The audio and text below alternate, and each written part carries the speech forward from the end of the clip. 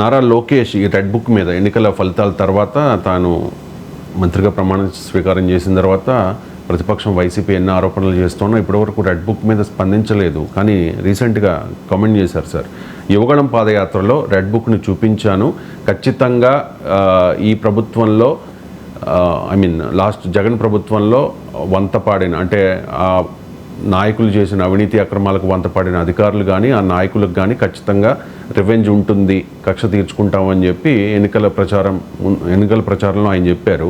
So అలా చెప్పడం వల్లే ప్రజలు మాకు ఈ మ్యాండేట్ ఇచ్చారు, ప్రజలకు కూడా ఆయన మీద జగన్ మీద వైసీపీ నేతల మీద చాలా కక్ష ఇన్ ద సెన్స్ చాలా కసిగా ఉన్నారు, అందుకే ఈ మ్యాండేట్ ఇచ్చారని చెప్పి. సో రెడ్ బుక్ మ్యాండేట్ ఇచ్చారు, ఈ ఫలితం అని చెప్పేసి ఒకసారి లోకేష్ బయట నుంచి. రెడ్ బుక్ గురించి నేను చాలా క్లారిటీ ఇవ్వాలనుకుంటున్నాను ఈరోజు. నా ప్రతి స్పీచ్ చూడండి, ఎవరైతే చట్టాలు ఉల్లంఘించి కార్యకర్తల్ని ప్రజల్ని ఇబ్బంది పెట్టారో వాళ్ళని నేను వదిలిపెట్టాను అని స్పష్టంగా హామీ ఇచ్చాను. మళ్ళీ రిపీట్ చేస్తాను, చట్టాలు ఉల్లంఘించిన ఓకే. జోగి రమేష్ గారు అబ్బాయి ఏం చేశాడో ప్రజలు తెలుసుకోవాలి. అగ్రిగోల్డ్ భూమి పత్రాలు తీసుకుని ఫేక్ పత్రాలు సృష్టించి అతని పేరుపై ట్రాన్స్ఫర్ చేసుకుని అమ్మేశాడు.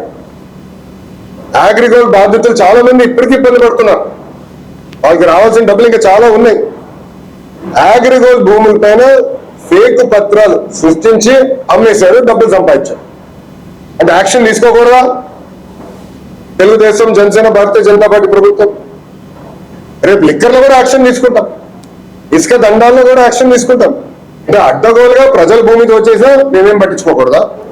నేను ఆనాడు హామీ ఇచ్చా, ఊరూరు మాట్లాడా ఎర్ర బుక్ గురించి.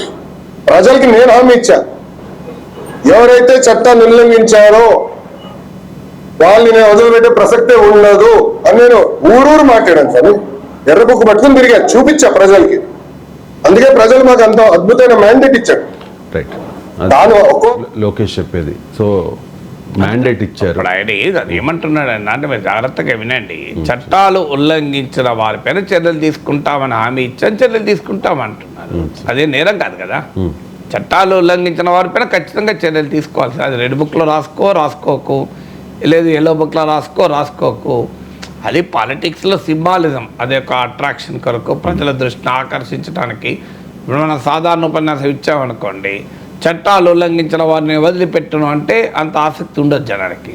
సో ఇంక ఈ రెడ్ బుక్లో నేను రాసుకున్నాను, చట్టాలను ఉల్లంఘించిన వారి పేర్లన్నీ రాసుకున్నాను, సో వాటిపైన నేను చర్య తీసుకున్నా అంటే మనం మీడియా అంతా చర్చిస్తోంది, జగన్మోహన్ రెడ్ బుక్ అంటున్నాడు అన్నీ అంటున్నారు. అందువల్ల అదొక పొలిటికల్ సింబాలిజం రెడ్ బుక్లో రాసుకోవడం. రెడ్ బుక్ ఆధారంగానే పోలీసులు కేసులు పెడతాయని చెప్పలేదు కదా లోకేష్. ఇగో నేను రెడ్ బుక్ ఇచ్చాను డీజీపీకి, ఇక డీజీపీ రెడ్ బుక్లో ఉన్న వాళ్ళందరినీ లోపలేస్తున్నాడు వరుస పెట్టి కేసు అని అనలే కదా. అన్నదేంటి, చట్టాలను ఉల్లంఘించి ప్రజలను కార్యకర్తలను ఇబ్బంది పెట్టి, చట్టాలు ఉల్లంఘించిన వారు 5 ఏళ్లలో అధికారంలో ఉన్నప్పుడు ఎవరైనా చట్టాలు ఉల్లంఘిస్తే వాళ్ళపైన చర్యలు తీసుకుంటామని హామీ ఇచ్చాం. వాళ్ళ పేర్లు రెడ్ బుక్లో రాసుకోవడం అనేది సెకండరీ. ఫస్ట్ చట్టాలు ఉల్లంఘించాను, రిపీట్ కూడా చేశాను మీరు గమనిస్తే, చట్టాలను ఉల్లంఘించిన వారిపైన చర్యలు తీసుకుంటామని అన్నాడు. సో చర్యలు తీసుకోమని చెప్పాలి కదా, చట్టాలు ఉల్లంఘించే చర్యలు తీసుకోవద్దని చెప్తామా? రెడ్ బుక్లో రాసుకుంటాడో రాసుకోవడం తర్వాత సంగతి. అందువల్ల రెడ్ బుక్లో రాసుకున్నందుకు చర్యలు తీసుకుంటాం అంటే తప్పు. చట్టాల్లో ఉల్లంఘించిన వారు చర్యలు తీసుకుంటాం అన్నాడు. మీరు అన్నట్లు మీరు ఇంట్రొడక్షన్లో కక్ష తీసుకుంటాం, రివెంజ్ తీసుకుంటాం అన్నాడు. ఆయన ఎక్కడా బయటలో లేదు. మేము రివెంజ్ తీసుకుంటాం, గ్యారెంటీగా కక్ష తీసుకుంటాం, రివెంజ్ తీసుకోవడానికి కక్ష తీసుకోవడానికే మాకు ప్రజలు తీర్పిచ్చారనైతే అనలే లోకేష్. మరి ఆ బయటలో లేదు, నేను కామెంట్ చేయలేదు. మీరు ఎన్నికల ప్రచారంలో అయితే ఎన్నికల ప్రచారంలోనైనా రివెంజ్ కక్ష అనలే నాకు తెలిసినంత మించి అన్నారు సార్. రివెంజ్ కక్ష అంటే చట్టాలను ఉల్లంఘించిన వాళ్ళని వదిలిపెట్టము అన్నాడు. అది రివెంజ్కు చట్టాలు ఉల్లంఘించిన వదిలిపెట్టడానికి తేడా ఉంది. రివెంజ్ అంటున్నామో నీకు నన్ను కొడితే నిన్ను కొడతా అని, చట్టంతో సంబంధం లేదు అక్కడ. చట్టాలను ఉల్లంఘించిన వారిపైన చర్య తీసుకోవాల్సిందే కదా, రివెంజ్ ఎట్లయితుంది? ఇప్పుడు చట్టాలను ఉల్లంఘించిన వారిపైన వదిలేయాలా? పార్టీ మారితే, అధికారం మారితే దోపిడీ చేసిన వాళ్ళని వదిలేయాలా? దోపిడీ అసలు ఏ తప్పు చేయకపోయినా చర్యలు తీసుకుంటే అది రివెంజ్ అవుతుంది. రివెంజ్కు చర్యలకు తేడా ఉంది.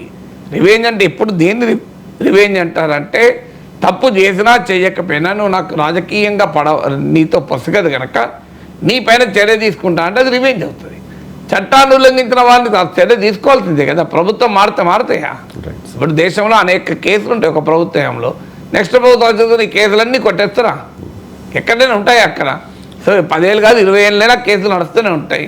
మరి కోర్టులు ఆ కేసులు ప్రభుత్వం మారిందని కోర్టులో కేసులు నడుస్తాయా? ఇప్పుడు హైకోర్టులో కేసులు ఉన్నాయి, గవర్నమెంట్ మారింది, హైకోర్టులో ఉన్న కేసులన్నీ తీసిపడేసిండ్రా? ఆ కేసులు నడుస్తలేవా? నాకు అర్థం కావాలి. జిల్లా కోర్టులో కేసులు అవన్నీ తీసేసిండ్రా? ఇప్పుడు అగ్రిగోల్డ్ కేసులో సిఐడి అటాచ్మెంట్ లో ఉన్న భూముల్ని అపనంగా కాజేశారు అన్నది కాబట్టి మనం ఆల్రెడీ మాట్లాడాము. కానీ వల్లభనేని వంశీ విషయంలో మరి అసెంబ్లీలో అంత ఇబ్బందికర వ్యాఖ్యలు చేసినందుకు మరి రివెంజ్ గా చూడాల్సి. వల్లభనేని వంశీ ఇప్పుడు అసెంబ్లీలో వ్యాఖ్యలు చేసినందుకు కేసు పెట్టారా? కేసు అయితే టెక్నికల్ గా గన్నవరం టీడీపీ కార్యాలయం పైన దాడి చేసేందుకు కేసు పెట్టారు. దాడి చేసేందుకు కేసు పెట్టకూడదు చెప్పండి. అంటే ఇప్పుడు దాడి చేసేందుకు కేసు, ఇప్పుడు అసెంబ్లీలో మాట్లాడినందుకు కేసు పెడితే అది అసెంబ్లీ చూసుకుంటుంది. మరి అంటే ఒక పార్టీ వారు ఇంకో పార్టీ కార్యాలయం పై దాడి చేసిందే నిజమైతే కేసు పెట్టుకుంటూ ఊరుకోవాలా?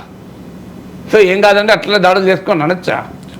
ఇప్పుడు టీడీపీ వాళ్ళు దాడులు చేస్తున్నారు, వైసీపీ వాళ్ళు అంటలేరా చర్యలు తీసుకోవాలని? అలా అయితే వైసీపీ నాయకులు అందరి మీద ఇంక్లూడింగ్ జగన్ ఎక్కడైనా ఎవరైనా చట్టాన్ని ఉల్లంఘిస్తే అక్కడ ఇంక్లూడింగ్ జగన్ అంటే జగన్ పై దాడి చేసిండే అక్కడ టీడీపీ ఆఫీస్ మీద చేస్తే ఆయన మీద కూడా చర్య ఆల్రెడీ ఆయన మీద కేసు ఉంది కదా సార్. ఏదైనా కానీ ఫండమెంటల్ రూల్, నేను ప్రతి కేసు మాట్లాడను, ఫండమెంటల్ రూల్ ఏంది?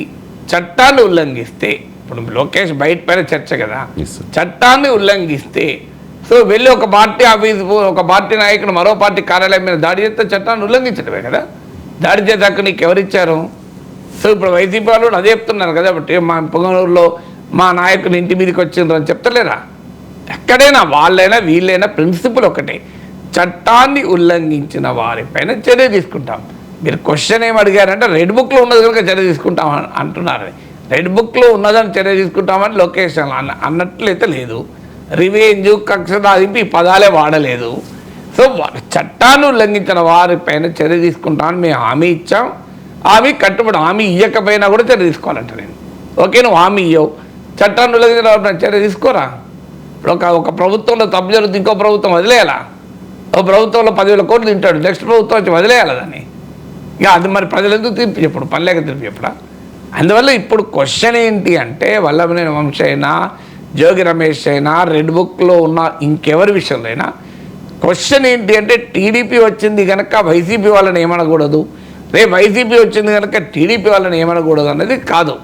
చట్టాన్ని ఉల్లంఘించారా? కేస్ బై కేస్ చట్టాన్ని ఉల్లంఘించారా లేదా? తప్పు చట్టరీత్యా నేరం చేశారా లేదా? చట్టరీత్యా నేరం చేస్తే వారిపైన చర్యలు తీసుకోవాల్సింది. అది రెడ్ బుక్లో రాసి ఉందా, రాసి లేదా, ఎల్లో బుక్లో ఉన్నదా సంబంధం లేదు. ఒకవేళ చట్టాన్ని ఉల్లంఘించకుండా కావాలని తమ రాజకీయ ప్రత్యర్థులు గనక ఏ తప్పు చేయని వారు, ఏ నేరము చేయని వారి పైన చర్యలు తీసుకున్నారనుకోండి, అది ఖచ్చితంగా అప్పుడు మనం అభ్యంతరం చెప్పాలి. అది జోగి రమేష్ అయినా, ఇప్పుడు జోగి రమేష్ నిజంగానే అగ్రిగోల్డ్ భూములు కొనలేదనుకుందాం, ఆయన ఆ భూముల సర్వే నెంబర్ మార్పించుకోలేదు అనుకుందాం, అప్పుడు కూడా ఆయన పైన చర్య తీసుకుంటే ఖచ్చితంగా తప్పు పట్టాలి. ఇష్యూ జోగి రమేష్ పైన రివెంజ్ కక్ష కాదు. జోగి రమేష్ కుటుంబం అగ్రిగోల్డ్ భూములు కొని అమ్మిందా లేదా, తీసుకొని అమ్మిందా లేదా, సర్వే నెంబర్ మార్పించుకున్నదా లేదా, అది క్వశ్చన్ కదా. క్వశ్చన్ అది వదిలేసి ఇలా వైసీపీ టీడీపీ లీడరా అంటే ఇక అందరు కలిసి బూర్లు పంచుకోవాలా మనం రాజకీయ పార్టీలు? మా 5 ఏళ్ళు మేము దోచుకుంటే మీ 5 ఏళ్ళు మీరు దోచుకోండి, మేము వస్తే మిమ్మల్ని ఏమన్నా, మీరు వస్తే మమ్మల్ని ఏమనకండి అని అగ్రిమెంట్లు చేసుకుంటారా? సో అల్టిమేట్గా independent and impartial professional enquiry ఉండాలి.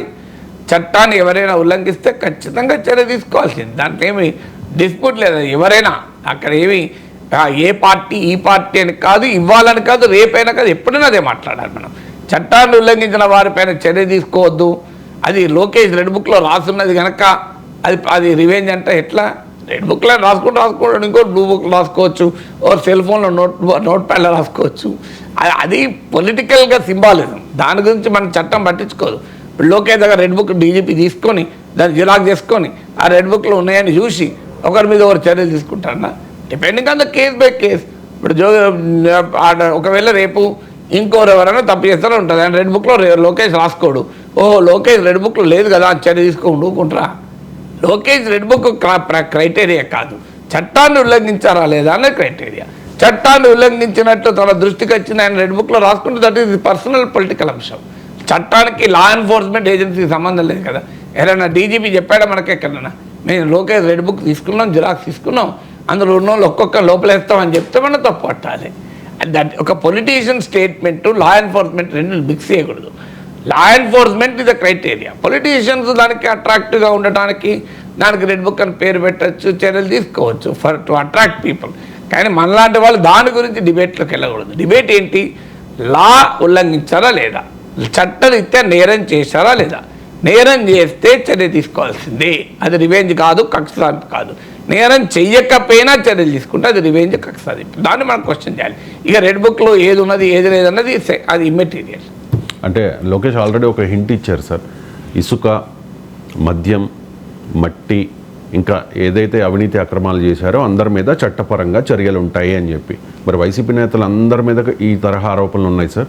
అండ్ ముఖ్యంగా ఈ లిక్కర్ పాలసీకి సంబంధించి జగన్మోహన్ రెడ్డి మీద చాలా ఆరోపణలు ఉన్నాయి. ఎవరు ఆరోపణలున్నా నేను కాదు డిసైడ్ చేయాల్సింది, మీరు కాదు. ఇక్కడ కూర్చొని టీవీ ఛానల్లో కూర్చొని ఎవరు ఆరోపణలు కేసులో బలం ఉందా లేదా అని మీరు నేను డిసైడ్ చేసేది కాదు. ఎవరి పేరు చర్యలు తీసుకోవాలని మనమే రికమెండ్. నా దగ్గర రెడ్ బుక్ లేదు, నేను కాదుగా రికమెండ్ చేయాల్సింది. నేను I can only tell you the principal ఏంటి.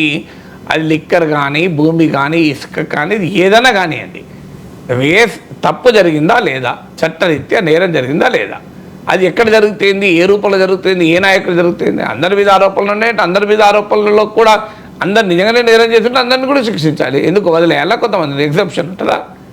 సో నిజంగానే అందరు చేశారనుకుందాం, నాకు తెలియదు అందరు చేశారో లేదో. ఈచ్ కేసులు మనం డిఫరెంట్గా చూడాలి. ఎఫ్ఐఆర్ ఏమైంది, ఛార్జ్ షీట్ ఏమైంది, వాళ్ళ పైన ఉన్న కేసు ఏంటని చూడాలి తప్ప జనరల్గా వైసీపీ నాయకులు ఆంధ్ర లోపల ఏంటి బయటకు తీయండి అని నేను చెప్పను. సో ఈచ్ కేసులో నిజంగానే ఎక్కడైనా చట్టరీత్యా నేరం జరిగితే వాళ్ళు ఎవరైనా చర్య తీసుకోవాలని చెప్తాం. చర్య తీసుకోవద్దు, కొంతమందికి ఎగ్జామ్షన్ ఇవన్నీ నేను చెప్పాలా?